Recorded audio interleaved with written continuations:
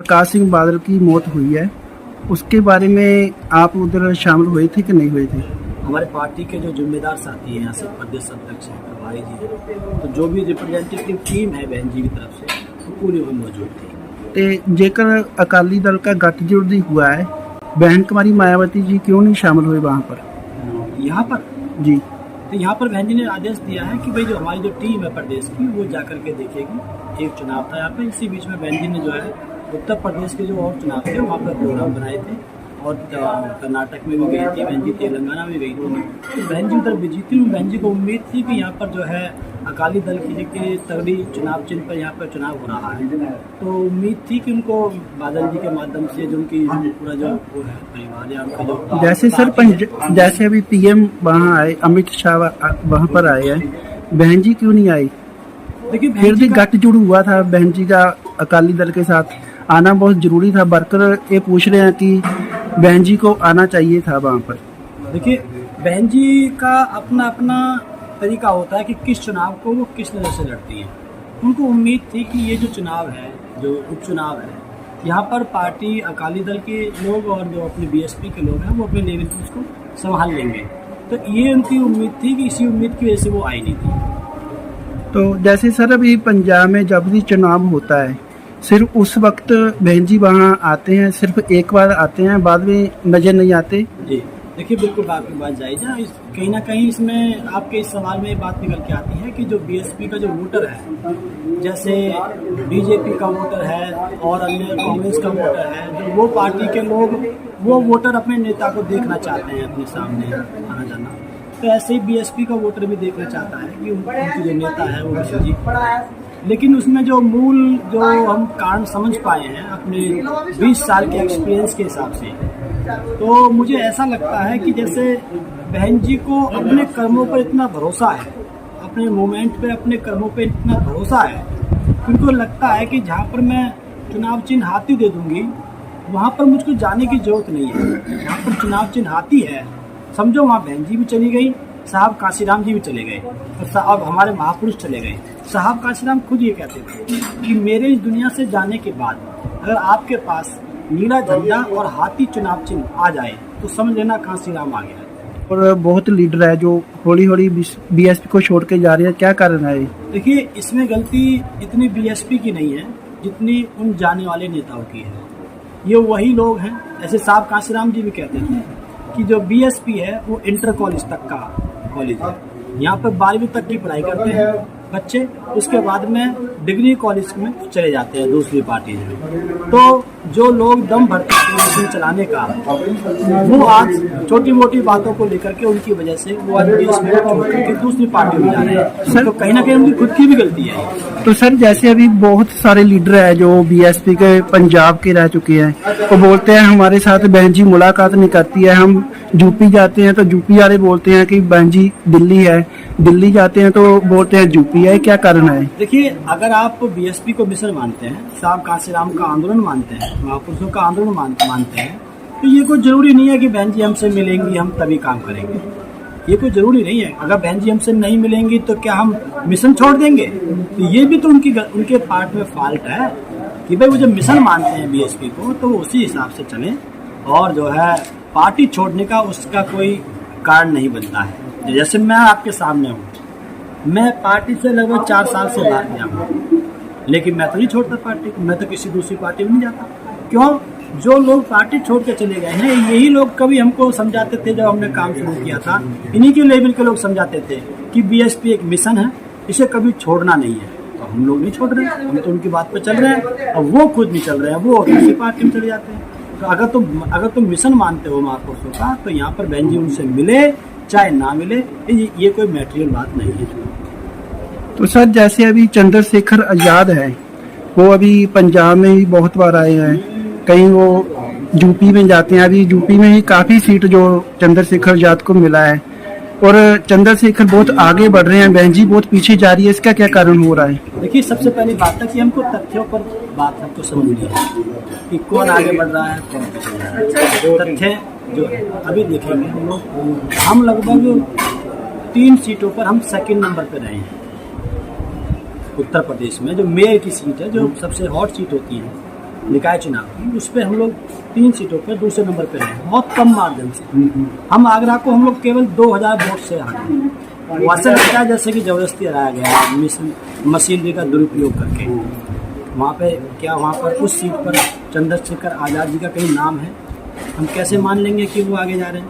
दूसरी बात, सहारनपुर जहाँ के वो रहने वाले हैं, जहाँ पर उन्होंने अखिलेश जी के साथ लेकर के रोड शो किया, वहाँ पर उनके गठबंधन को, पार्टी को नहीं गठबंधन को, जहाँ 3 पार्टी 3 नेता एक साथ थे, वहाँ 22,000 वोट मिले और बीएसपी को वहाँ पर 1.5 लाख वोट मिले। हम केवल वहाँ पर 6700 वोट से उसको सीट को हारे। तो इस प्रकार से हम कैसे कह सकते हैं कि वो ऊपर जा रहे हैं? हम लोग नगर पंचायत अध्यक्ष की बात देख रहे हैं, नगर परिषद की हम लोग बात देख रहे हैं, हमारे वहाँ पर काफ़ी मात्रा में वो सदस्य लोग जीते हैं। और ये निकाय चुनाव में हमको जो है काफ़ी हमने फाइट दी, हम शुरू से बिल्कुल आगे चले आखिर तक।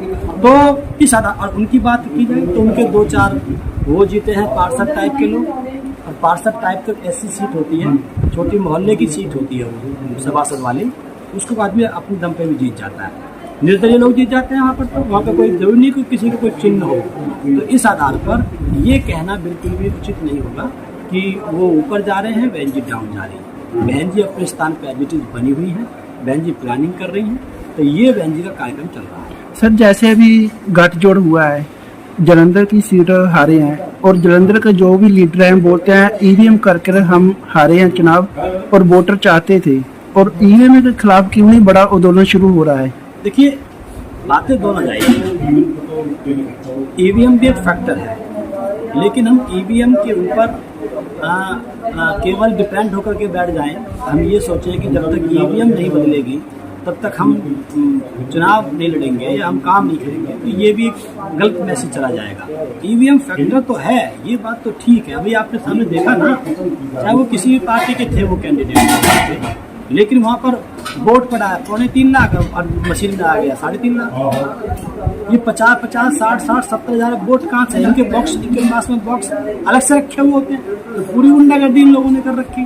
तो इस आधार पर ये बात ठीक तो है कि ईवीएम में गड़बड़ी है, लेकिन जब तक ईवीएम है तब तक भी तो हमको चुनाव लड़ने पड़ेंगे। भी तो उनके पास पूरी ताकत है, तो क्यों चुनाव क्यों लड़ने पड़ेंगे? क्योंकि जिससे कि हमारे जो समाज है, बहुजन समाज है, गरीब समाज है, उसके अंदर पॉलिटिकल सोच बनी रहे, तो इसलिए हमको चुनाव भी लड़ने पड़ेंगे। अगर हम चुनाव लड़ रहे हैं तो इसका मतलब ये नहीं है कि ईवीएम में गड़बड़ी नहीं है, ईवीएम गड़बड़ी है उसके अंदर। सर, जैसे अभी पूरे भारत में आप जाते हैं, आप एक बड़ा आंदोलन खड़ा नहीं कर सकते कि ईवीएम बिल्कुल बैन होना चाहिए, खत्म होना चाहिए, बैलेट पेपर के साथ चुनाव होना चाहिए? हाँ बिल्कुल, बहन जी ने कई बार कहा, हर चुनाव में बहन जी बोलती है कि भाई ईवीएम में गड़बड़ी है, ईवीएम में गड़बड़ी के फैक्ट्स मिल रहे हैं, तो इसके लिए तैयारी चल रही है। बहन जी ने कई बार कहा है कि हम आंदोलन करेंगे, इस पर तो बहन जी बोलती रहती हैं। और बड़े नेता, बड़े लोगों के द्वारा बोल देना ही अपने आप में एक मैसेज देना है। देखिए, हम मान सकते हैं कि हो सकता है वो अभी ईवीएम पे रोक नहीं लगाएंगे, लेकिन हम कम से कम एक ये तो मैसेज दे रहे हैं कि ये जनता के वोट से नहीं जीत रहे हैं, ये तो गड़बड़ी से जीत रहे हैं। तो जब ये मैसेज चला जाएगा समाज के अंदर, तो धीरे धीरे इनके प्रति नेगेटिविटी फैलती चली जाएगी और समाज में रोष फैलता हुआ चला जाएगा। एक दिन यही समाज जो ईवीएम में बटन दबाता है उनके नाम पर, वो समाज ईवीएम को तोड़ देगा अपने आप।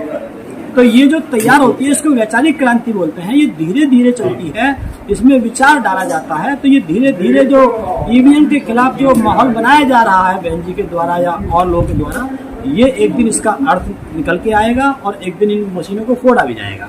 अगर लीडर पहले बोलते हैं कि हम जीतेंगे, बाद में ईवीएम को दोष देते हैं, तो ईवीएम को जरूरी है कि नहीं है? जैसे भी पंजाब के लीडर सिर्फ बोल देते हैं हम चुनाव जीतेंगे, बाद में ईवीएम का दोष दे के आराम से बैठ जाते हैं।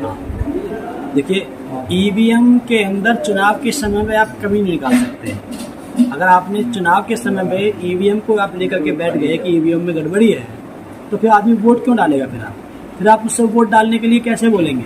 तो इसलिए वो फेज अलग होता है चुनाव का, और ये फेज अलग होता है। तो जब चुनाव का दौर चल रहा होता है तब ईवीएम के बारे में ये बातें नहीं बताई जाती हैं, वरना फिर वो वोट नहीं डाल पाएगा। लेकिन एक्चुअल पोजीशन ये है कि गड़बड़ी है।